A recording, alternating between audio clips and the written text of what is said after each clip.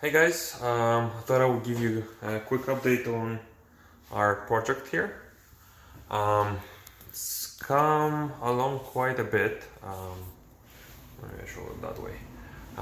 We have most of the trims, the paint done, the floors are in. We just got the kitchen cabinets, got them the pre-assembled stuff so it goes a bit quicker. The kitchen is pretty much the bathroom still similar to what it was, but we have all the plumbing, all the electrical already set, all the walls are closed and ready. You see some of them were kind of last minute to finish up the plumbing, so those need to be still primed and painted.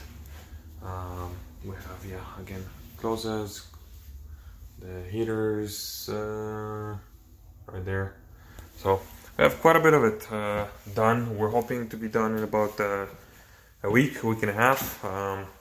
The biggest delays are mostly the footings and other stuff. Actually, take you over there. I'm gonna try and make this video a bit shorter. I wanted to take 10-15 minutes like before. So I'm just gonna do a very quick overview.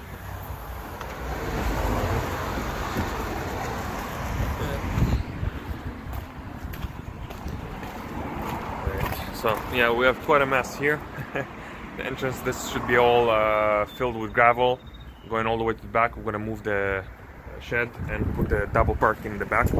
I don't like the idea of two tenants having to swap their cars and other stuff and that kind of thing. So we tore apart the existing deck. That was just used as a temporary way to get in some.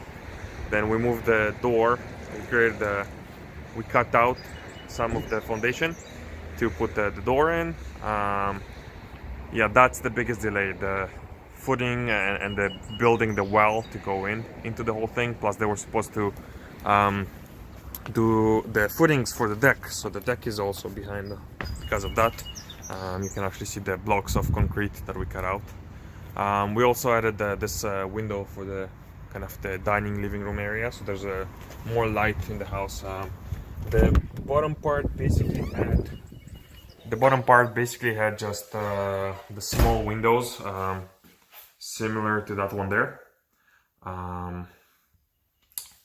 So we added one bigger window here. I didn't have the time to redesign this area, the kitchen. The door was supposed to be at the end before, and then it was moved over here. We should have added a window instead in there. So instead of, it's kind of dark, so we've bought an extra big LED light to make that space very bright, but unfortunately with not natural light. Height in here is okay. I'm what, a 6'2", 6'3". We have about over a fist over me. So we have a 6'6", 6'5" in here. Maybe I'm exaggerating my own height, no. But we have enough to pass by code, so that's good. That's the bedroom here. With the new window, we expanded the window to make it egress. This room is the smaller room, and as we started going at it, I told them not to put a closet in it. That's one thing that throughout this renovation I find out. You don't have to have a closet in a bedroom. The only definition of a bedroom is egress accessible, so has an egress window or door.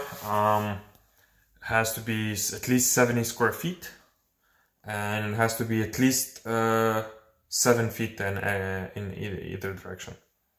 So you cannot have like a 20 by 5 room as a bedroom. So yeah, the closet was just kind of a myth created by real estate agents. It's easier to classify what's a bedroom and what's not if it has a closet in it, so it's clearly a bedroom kind of thing.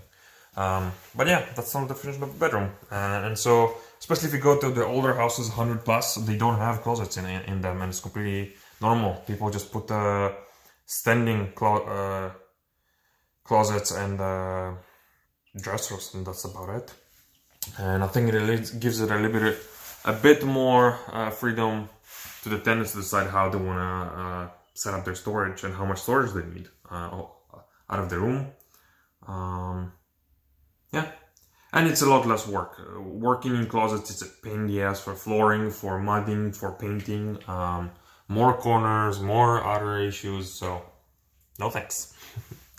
And yeah, that's about it. Over 5 minutes.